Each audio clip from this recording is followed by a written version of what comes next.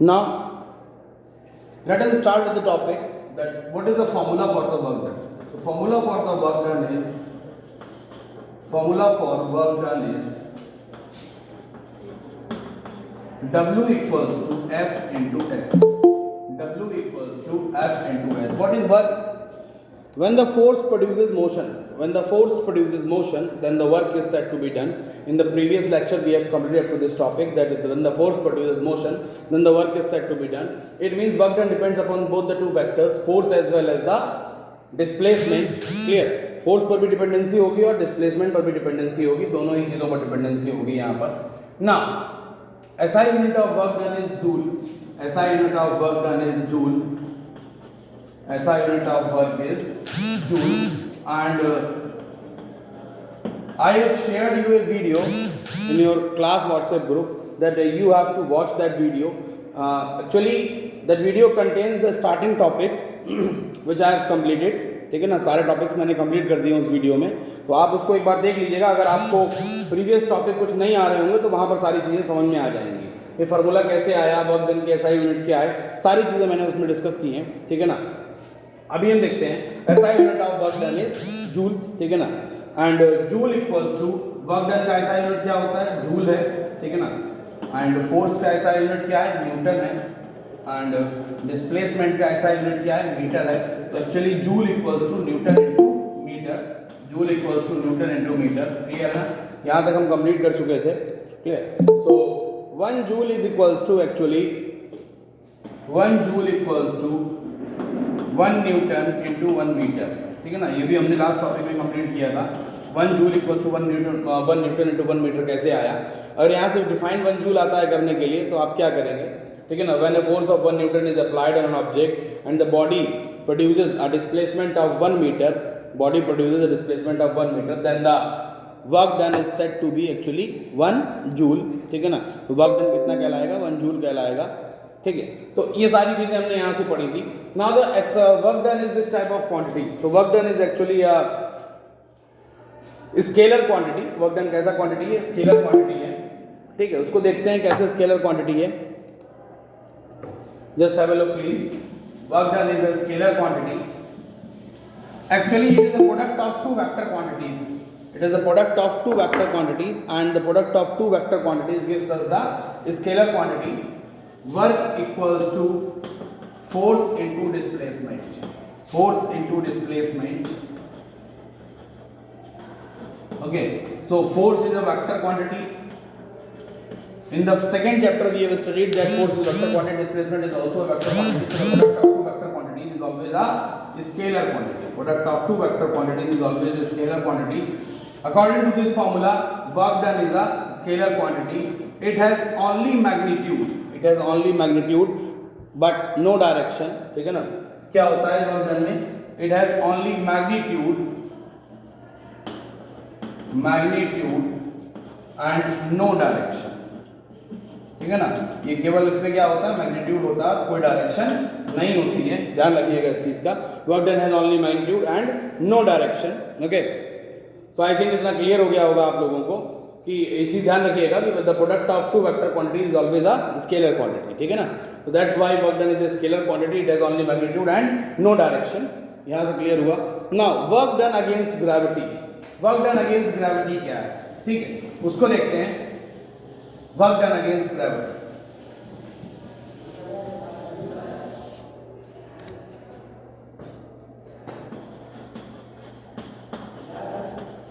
Work done against gravity. Work done against gravity क्या चीज है, ध्यान से देखिएगा. ठीक है, फोकस करिएगा work done against gravity topic पर. सपोज दैट ये हमारा ग्राउंड है. ठीक है ना. और यहाँ पर एक बॉल प्लेस्ड है. ठीक है ना, ग्राउंड के ऊपर. अभी क्या करना है, यहाँ से जो हाइट है, ये बॉल कितनी हाइट पर है, h मीटर हाइट पर है. ठीक है ना. हाइट कितनी है बॉल की, h हो जाएगा. क्लियर. हाइट कितना हो जाएगा, h हो जाएगा. अगर ये बॉल ऊपर से नीचे ड्रॉप होगी, ठीक है ना, सपोज करो बॉल ए पॉइंट पर है और यहाँ से कहाँ आ रही है, बॉल बी पॉइंट पर आ रही है. बॉल ऊपर से नीचे ड्रॉप हो रही है. ठीक है ना. तो इसने कितना डिस्प्लेसमेंट किया, कितना डिस्प्लेसमेंट किया, कितना डिस्टेंस ट्रेवल्ड हुआ इस बॉल का, बताइए कितना डिस्टेंस ट्रेवल्ड होगा, हाइट के इक्वल होगा, ठीक है ना। ये कितना डिस्टेंस ट्रेवल करेगी भाई, ए पॉइंट से कहाँ आ जाएगी, बी पॉइंट पर आ जाएगी, ऊपर से नीचे डाउनफॉल होगी, ऊपर से नीचे की तरफ मूव करेगी, ठीक है ना। तो कितना डिस्प्लेसमेंट होगा इसमें, डिस्प्लेसमेंट इक्वल टू एच हो जाएगा हमारा, ठीक है ना। Displacement is equal to H, displacement equal to यानी S is equal to H हो जाएगा, ठीक है। क्योंकि क्यों हो जाएगा एच, क्योंकि यहाँ से जब बॉल को हम ड्रॉप करेंगे तो इतना ही जो डिस्टेंस ट्रेवल करेगी और जो डिस्टेंस ट्रेवल्ड है वही हमारा क्या हो जाएगा, डिस्प्लेसमेंट हो जाएगा, यानी किसके इक्वल होगा, हाइट के इक्वल होगा। अच्छा, खैर इतनी चीज आपको समझ में आ गई होगी कि डिस्प्लेसमेंट हाइट के इक्वल हो जाएगा। दूसरी बात मैं आपको बता दूं कि जब भी कोई बॉडी ऊपर से नीचे की तरफ फॉल करती है, ठीक है ना, ऊपर से नीचे की तरफ फॉल करती है तो एक्चुअली उस पर एक फोर्स लगती है, उस पर एक फोर्स लगती है, यानी कि फोर्स को क्या होता है, वेट होता है उसका। और आपको पता होना चाहिए कि weight is always weight is equal to force. Weight किसके इक्वल होता है, फोर्स के इक्वल होता है, जो कि डाउनवर्ड डायरेक्शन में लग रहा होता है, ठीक है। Weight is equal to force, weight force के इक्वल होता है। और फोर्स निकालने का फॉर्मूला क्या है, सपोज करो ये बॉल है, इसका मास कितना दिया गया है, mass of ball is actually m, mass of ball is m, ठीक है ना। बॉल का मास कितना दिया गया है, m दिया गया है, ठीक है। और अभी ये बॉल जो है वो डाउनवर्ड डायरेक्शन में एक्सेलरेट कर रही है नीचे की तरफ। आपने पढ़ा था ग्रेविटेशन चैप्टर में, मैंने आपको पढ़ाया था, व्हेन एनी बॉडी परफॉर्म्स और moves acceleration or performs acceleration in the downward direction, then the acceleration becomes, acceleration किस में कन्वर्ट हो जाएगा, बताइए acceleration किस में कन्वर्ट हो जाएगा,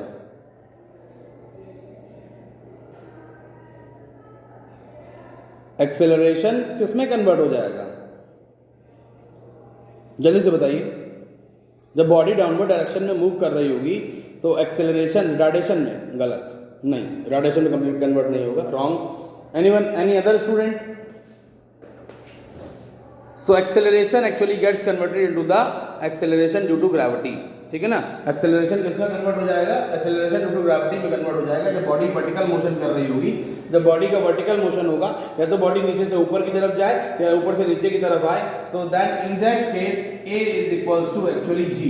एक्सेलरेशन किस क्या बन जाता है, acceleration due to gravity. So acceleration gets change into acceleration due to gravity, acceleration due to gravity, यानी a जो है a इक्वल्स टू हो जाता है g, ठीक है ना। a इक्वल्स टू क्या होता है, g होता है, ठीक है। अभी इतना आपको क्लियर हो गया कि a इक्वल्स टू क्या हो जाएगा, g हो जाएगा, ठीक है ना। मुझे एक चीज बताइए ध्यान से जरा सोच के पहले, न्यूटन्स के सेकंड लॉ ऑफ मोशन से आपने क्या पढ़ा था, न्यूटन्स के सेकंड लॉ ऑफ मोशन से आपने एक फार्मूला डिराइव किया था, वो फार्मूला क्या था, Newton second law of motion से आपने एक फार्मूला डिराइव किया था, फार्मूला क्या था, equal to m into v। Newton second law of motion is equal to m into v। Wrong, wrong. Newton second law of motion से हमने एक फार्मूला डिराइव किया था, वो था हमारा F equals to m into a, F equals to m into a, याद आया फार्मूला, ठीक है ना। यहां से फार्मूला डिराइव किया था F equals to m into a by the with the help of the newton second law of motion, newton second law of motion से, ठीक है। अभी यहां ध्यान से देखिएगा, ये हमारा F है, ठीक है ना, और फोर्स जो होता है, ठीक है ना, आपको पता है किसके इक्वल होता है, वेट के इक्वल होता है। वेट कहाँ लग रहा है, डाउनवर्ड डायरेक्शन में लग रहा है, वेट यहाँ पर डाउनवर्ड डायरेक्शन में लग रहा है, W equals to F, weight downward direction में एक्ट कर रहा है, clear. So F equals to actually m into a। Now here a gets converted into g, so actually F equals to m into g। तो जो force लग रहा है, जो फोर्स लग रहा है डाउनवर्ड डायरेक्शन में, उसका फार्मूला क्या हो जाएगा, m into g, जो कि किसके इक्वल होगा, वेट के इक्वल होगा। देखिए मैंने बहुत सारी चीजें यहाँ पर एक्सप्लेन की, मैं दोबारा से एक बार रिकैप करता हूँ इस चीज का, ध्यान से देखिएगा। वर्क डन अगेंस्ट ग्रेविटी, यानी किसी बॉडी को जब आप नीचे से उठाकर ऊपर की तरफ ले जाएंगे, जमीन से उठाकर ऊपर की तरफ ले जाएंगे, आप ग्राउंड फ्लोर से उसको 5th फ्लोर पर ले जाएंगे, नीचे से ऊपर की तरफ ले जाएंगे, तो आपको कुछ ना कुछ वर्क डन करना पड़ेगा। क्यों वर्क डन करना पड़ेगा, क्योंकि आप आप उस बॉडी को अपलिफ्ट कर रहे हैं, उसको उठा रहे हैं, ठीक है ना, तो आपकी कुछ एनर्जी वेस्ट होगी, कुछ एनर्जी आपकी यूटिलाइज होगी उस बॉडी को अपलिफ्ट करने में। और जो एनर्जी आपकी यूटिलाइज हो रही है उस बॉडी को अपलिफ्ट करने में, ग्राउंड फ्लोर से 5th फ्लोर तक ले जाने में जो एनर्जी यूटिलाइज हो रही है वही हमारा किसके इक्वल होगा, वर्क डन के इक्वल होगा। ध्यान रखिएगा, energy is equal to work done. Energy किसके इक्वल होता है? फिजिक्स में 2 बातें ध्यान रखिएगा बहुत कायदे से, कि energy is equal to work done and force equal to weight, ठीक है ना। Force equal to weight, weight किसके इक्वल होता है? हमेशा फोर्स के इक्वल होता है, which is acting in the downward direction, जो किस डायरेक्शन में लग रहा होता है? डाउनवर्ड डायरेक्शन में लग रहा होता है, ठीक है। तो यहाँ से 2 बातें क्लियर हो गई, कुछ ना कुछ हमारी एनर्जी वेस्ट होगी, हम थक जाएंगे, हमको टायर्डनेस आएगी, हम उस बॉडी को कहाँ ले जाएंगे? नीचे से ऊपर की तरफ ले जाएंगे, तो हमें कुछ ना कुछ टायर्डनेस आएगी, ठीक है। तो वही जो हमारा एनर्जी वेस्ट हुआ है किसके इक्वल होगा? वर्क डन, यानी कि हम कुछ ना कुछ वर्क डन करेंगे। अब उस वर्क डन को कैलकुलेट कैसे करेंगे? That how we can calculate the formula for the work done. Work done के फॉर्मूला को कैलकुलेट कैसे करेंगे, ठीक है। तो W इक्वल टू फॉर्मूला होता है F into S. Work done का फॉर्मूला क्या है? वही सिमिलर फॉर्मूला जो अभी हम पढ़ के आए हुए हैं, ठीक है ना। W इक्वल टू फॉर्मूला क्या होता है? F इंटू एस होता है, ठीक है। Weight force equal to F equal to W equal to, यानी वर्क डन इक्वल टू क्या हो जाएगा? फोर्स इंटू डिस्प्लेसमेंट, ठीक, इतना क्लियर है आपको। यहाँ से हमको 2 चीज़ें चाहिए, डिस्प्लेसमेंट और फोर्स, ठीक है ना, तभी हम वर्क डन निकाल सकते हैं। फोर्स कहाँ से निकलेगा? फोर्स किस फॉर्मूला से कैलकुलेट होगा? फोर्स कैलकुलेट होगा आपके Newton second law of motion से, क्योंकि बॉडी एक हाइट पे रखी हुई है और उसका जो फोर्स है वो डाउनवर्ड डायरेक्शन में लग रहा होगा। असल में फोर्स क्या डाउनवर्ड डायरेक्शन में लग रहा होगा? वेट डाउनवर्ड डायरेक्शन में लग रहा होगा, and weight is equal to force. Weight किसके इक्वल होता है? फोर्स के इक्वल होता है, तो फोर्स भी कहाँ लग रहा होगा? डाउनवर्ड डायरेक्शन में लग रहा होगा। दिमाग लगाइएगा इस चीज़ में। तो फोर्स डाउनवर्ड डायरेक्शन में लग रहा होगा, यहाँ से हमें फोर्स कैलकुलेट हो जाएगा। और डिस्प्लेसमेंट की अगर हम बात करते हैं, डिस्प्लेसमेंट की अगर हम बात करते हैं, तो यहाँ पर बॉडी ने कितना डिस्प्लेसमेंट किया, कितना डिस्टेंस ट्रेवल किया। देखिए, हाइट के इक्वल ही तो डिस्प्लेसमेंट होगा, जितनी हाइट पर है उतना नीचे की तरफ आ जाएगी। 5th फ्लोर से कहाँ आएगी? ग्राउंड फ्लोर पर। तो यही क्या हो जाएगा? हमारा डिस्प्लेसमेंट हो जाएगा। Is it clear? Is it clear? Students please reply.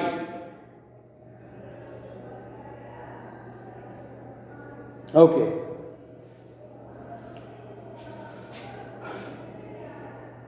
You have to actually participate in the teaching and learning process because it is a two-way process. So you have to reply. Now, force is acting in the downward direction. We have to calculate the force as well as we have to calculate the displacement. तो displacement किसके equal होगा? Height के equal होगा। मैंने यहाँ लिख दिया कि displacement इज इक्वल टू, यानी S is equal to H, height के इक्वल होगा। फोर्स हमने यहाँ से कैलकुलेट कर ली। फोर्स का formula newton second law of motion से क्या होता है? F equals to m into ए।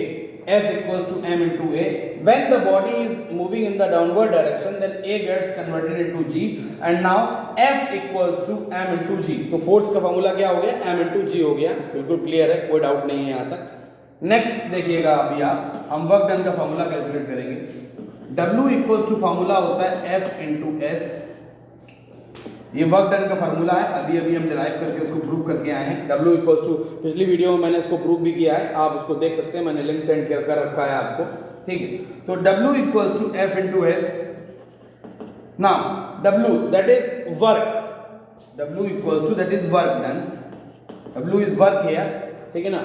तो work equals to force, force का हमने क्या फॉर्मूला निकाला अभी? M into g, m into g, and s is the displacement, and displacement किसके इक्वल है? हाइट के इक्वल है, ठीक है ना। तो फार्मूला क्या हो गया वर्क डन का?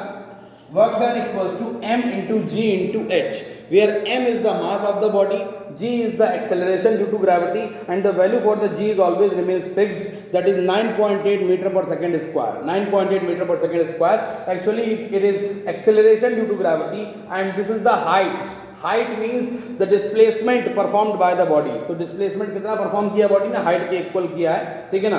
सो m into G into H, this is the required formula for the work done against gravity, ठीक है ना। ये अगेंस्ट ग्रेविटी रिक्वायर्ड फॉर्मूला है वर्क डन का। फॉर्मूला क्या होगा? m into G into H. So I think इतना आपको क्लियर हो गया होगा, ठीक है ना। तो मैं इसको एक बार फिर से लिख देता हूँ, ठीक है। इसको रब करके मैं दोबारा से लिख देता हूँ यहाँ पर एक चीज को, और आपको और अच्छे से क्लियर हो जाएगा। I will send you the link of the video, ठीक है ना। अगर कोई कॉन्सेप्ट रह जाता है तो दोबारा से आप उसको देख सकते हैं। Work equals to force into displacement, okay. Now W equals to F into S. तो W F का फॉर्मूला क्या हो जाएगा, M into G into S. यहाँ पर कितना है, H है, तो W इक्वल टू क्या हो जाएगा, M into G into H। W is the work done, M is the mass, G is the acceleration due to gravity and H is the height. So work done in lifting, work done in lifting an object या in lifting a body is equal to, work done मतलब W, ठीक है ना। in lifting a object is equal to, ठीक है, is equal to M into G। क्या है, what is M into G? अभी हमने बताया था फोर्स है, फोर्स किसके इक्वल होता है, वर्क डन के, सॉरी फोर्स किसके इक्वल होता है, जाके हमारा वेट के इक्वल होता है। तो यहां पर हो जाएगा wait of the body, wait of the body into vertical height,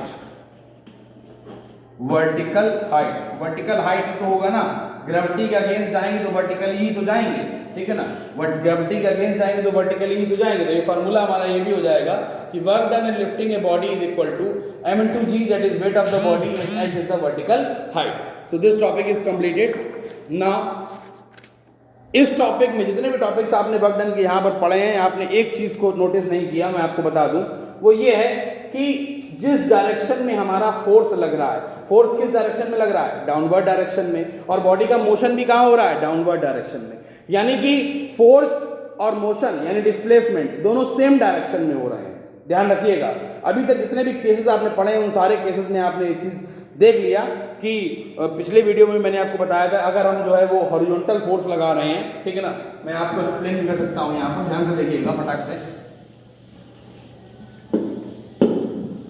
suppose that ये ब्लॉक है हमारा वुडन का, ठीक है ना, इस वुडन ब्लॉक पर आप फोर्स लगा रहे हैं, ठीक है, आप फोर्स लगा रहे हैं हॉरिजॉन्टल फोर्स, कैसी लगा रहे हैं, हॉरिजॉन्टल फोर्स लगा रहे हैं, ठीक है। तो इसका डिस्प्लेसमेंट भी होगा, वो भी कैसा होगा, हॉरिजॉन्टल डायरेक्शन में ही होगा, यानी फोर्स भी उसी डायरेक्शन में लग रही है और डिस्प्लेसमेंट भी उसी डायरेक्शन में हो रहा है। दोनों के जो डायरेक्शंस हैं वो सेम है, हॉरिजॉन्टल डायरेक्शन में वर्क हो रहा है। अभी नेक्स्ट केस देखते हैं, ठीक है। एक बॉल यहाँ पर प्लेस्ड है और ये बॉल ऊपर से नीचे ड्रॉप हो रही है, इसका फोर्स कहाँ लग रहा है, यानी वेट कहाँ लग रहा है, डाउनवर्ड डायरेक्शन में, और जो हाइट ट्रैवल होगी, ठीक है ना, वो भी वर्टिकली ही होगी, डाउनवर्ड डायरेक्शन में। तो दोनों का डायरेक्शन क्या है, सेम है। फोर्स भी, वेट भी नीचे की तरफ लग रहा है, भाई यहाँ क्या लग रहा है, वेट लग रहा है नीचे की तरफ, और वेट इक्वल्स टू फोर्स होता है। तो हम कह सकते हैं कि फोर्स भी डाउनवर्ड डायरेक्शन में लग रहा है और इसका मोशन भी कहाँ होगा, डाउनवर्ड डायरेक्शन में होगा, डिस्प्लेसमेंट भी कहाँ होगा, डाउनवर्ड डायरेक्शन में होगा। दोनों की डायरेक्शंस क्या है, सेम है, यानी कि फोर्स और डिस्प्लेसमेंट की डायरेक्शन सेम है, इस केस में भी और इस केस में भी। यहाँ पर हॉरिजॉन्टल मोशन हो रहा है, यहाँ वर्टिकल मोशन हो रहा है, दोनों ही केसेस में direction of force and direction of displacement same है। बट अब हम एक ऐसा केस पढ़ने जा रहे हैं जहां पर फोर्स की डायरेक्शन और डिस्प्लेसमेंट की डायरेक्शन सेम नहीं है, ठीक है ना, और उसमें क्या फार्मूला बनेगा जाके, ठीक है ना, W equal to F into S वहां पर रहेगा या नहीं रहेगा, या क्या नया फार्मूला निकल के आएगा, वो भी हम प्रूव करने वाले हैं उस चीज को, ध्यान से देखिएगा। तो हमारा नेक्स्ट हेडिंग है work done by a force, work done by a force acting obliquely. First case में आपने देखा हॉरिजॉन्टल फोर्स लग रहा था, हॉरिजॉन्टल लग रहा था। सेकेंड केस में आपने देखा फोर्स वर्टिकल लग रहा था। Now the next case is, that is case number 3, work done by a force acting obliquely.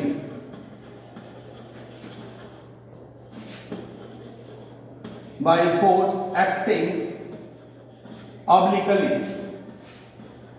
इसका प्रूविंग जो है, ठीक है ना, उसकी प्रूविंग जो है वो हमारे आपके बुक में नहीं दिया गया है, आपके बुक में सिर्फ फॉर्मूला दिया गया है, ठीक है। मैं इसकी प्रूविंग भी आपको करा दूंगा, ठीक है, ताकि आपको कोई डाउट ना रहे कि फॉर्मूला एक्चुअल में आया कहां से, ठीक है। ध्यान से देखिएगा इस चीज को। सपोज दैट ये हमारा एक टॉय कार है यहाँ पर, ठीक है ना, टॉय कार है,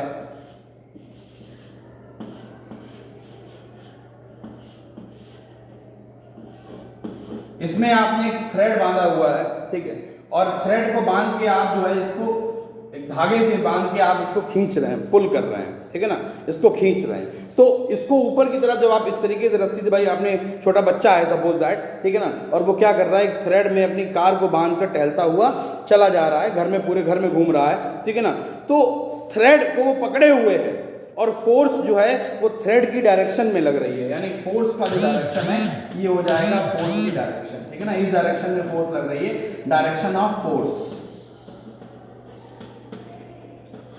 डायरेक्शन ऑफ फोर्स, ये फोर्स का डायरेक्शन हो गया, ठीक है ना, डायरेक्शन ऑफ फोर्स हो गया। बट क्या बॉडी का मूवमेंट यानी कार का मूवमेंट भी ऊपर की तरफ होगा? जिस डायरेक्शन में थ्रेड है, जिस डायरेक्शन में थ्रेड पर फोर्स लग रही है, क्या उसका मोशन भी उसी डायरेक्शन में होगा? नहीं, उसका मोशन उस डायरेक्शन में नहीं होगा, उसका मोशन कहाँ होगा? हॉरिजॉन्टल हो रहा होगा, जमीन पर कार चल रही होगी, ठीक है ना, हवा में नहीं आएगी, थ्रेड की तरफ नहीं आएगी, कार कहाँ मूव करेगी? ग्राउंड पर मूव करेगी। तो उसका जो मोशन होगा, जो डिस्प्लेसमेंट होगा, वो इस डायरेक्शन में होगा, आगे की तरफ कहीं। तो ये उसका क्या हो जाएगा? डिस्प्लेसमेंट हो जाएगा, या इसको हम कह सकते हैं डायरेक्शन ऑफ डिस्प्लेसमेंट। क्या बोल सकते हैं? डायरेक्शन ऑफ डिस्प्लेसमेंट बोल सकते हैं, ध्यान रखिएगा।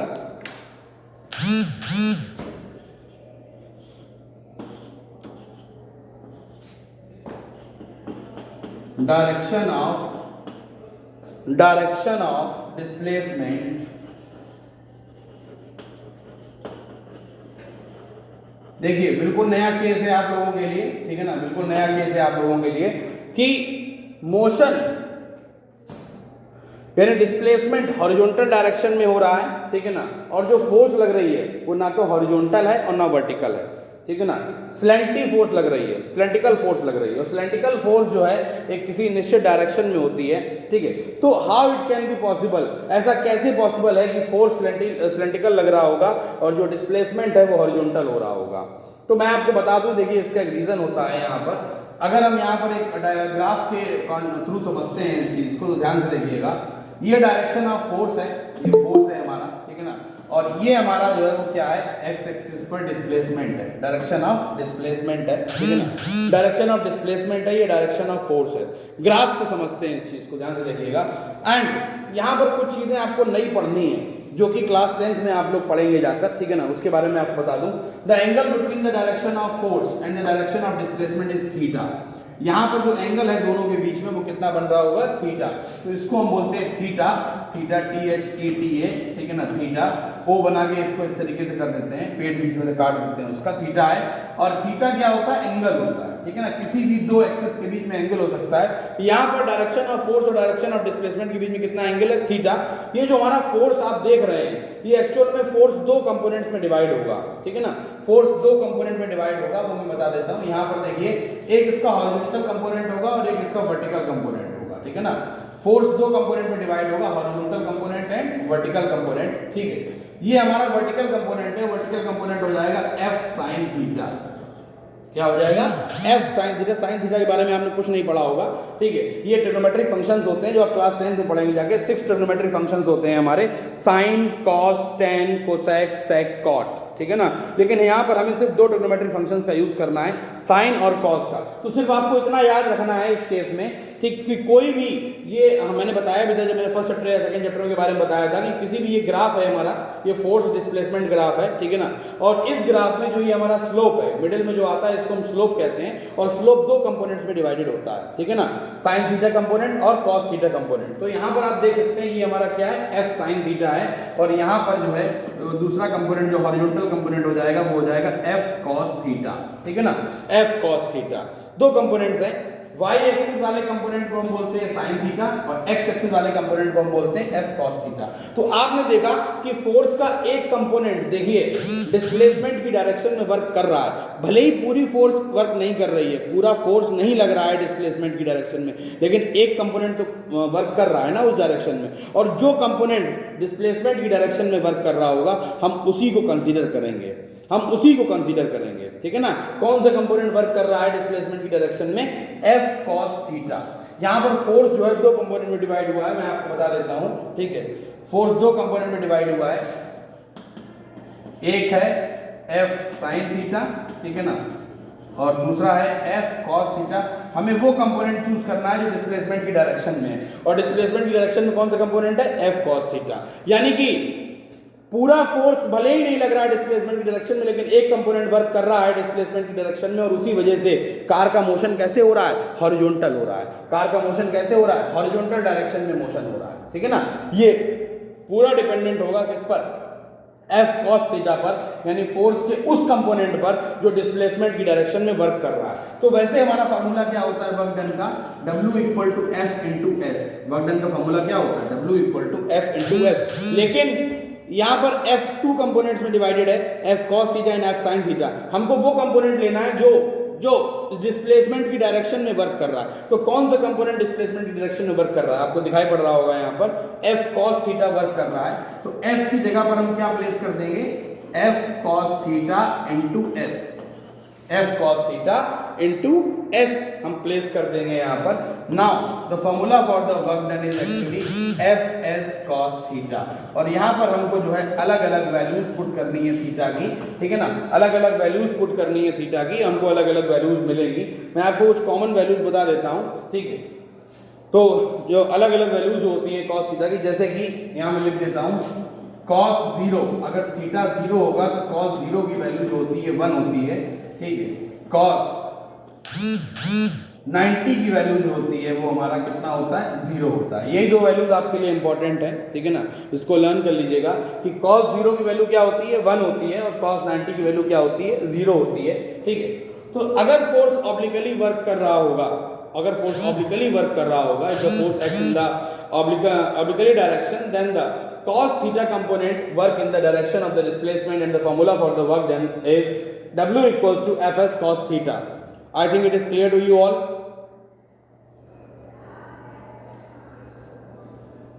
यहां पर हम पूरा फोर्स का कंपोनेंट नहीं लेंगे, इतना ध्यान रखिएगा। हम सिर्फ फोर्स का वही कंपोनेंट लेंगे, ठीक है ना, जो कि डिस्प्लेसमेंट की डायरेक्शन में वर्क कर रहा होगा, and that is f cos theta into s. So we will continue this topic, okay, in the next period also. Please remind me that I have to tell the examples of it. मुझे इसके examples आपको explain करने हैं, okay. So now it's time to over the class, because I have to attend my next period, and you also have to attend your next period. So thank you students, and I will send you the video of it, okay. You have to watch it again carefully. Please remind you all have to watch it, okay. So thank you students, have a good day.